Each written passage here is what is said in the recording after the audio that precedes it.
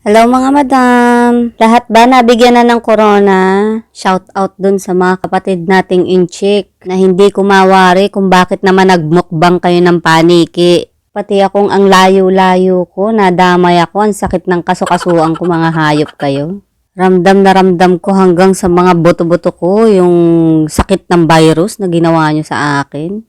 Hindi naman ako kumakain ng paniki. Hindi nga ako kumakain ng baka, manginahiupak talaga kayo ha. Anak, huwag ka maingay, nagbablog si mami. Istorbo ka, charot.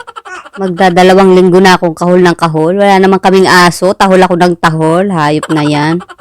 Tapos hanggang ngayon, kung makaubo ko, parang hindi na ako aabutan ng bukas. Parang isang langgam na lang hindi pumipirma, pwede na akong ihimlay, mga hayop talaga kayo.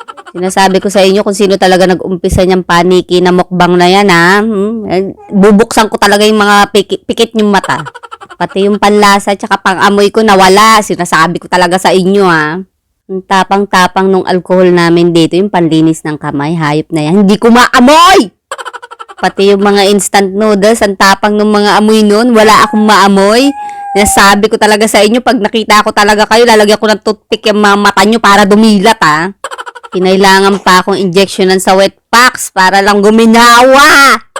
Tapos pag umuubo ko hanggang ngayon parang may kulog.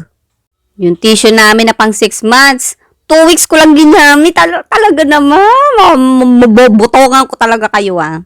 Tapos may magchat-chat sa akin, Mare, pautang. Ay nako! Muntik-muntika na ako mag-hello Lord, utang pa din yung iniisip mo.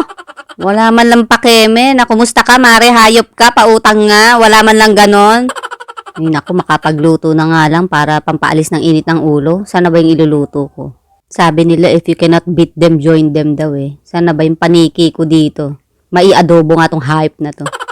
Kayo naman iluluto ko para makaganti man lang ako. Tapos ihahain ko din sa kapwa nyo paniki. Gago kayo.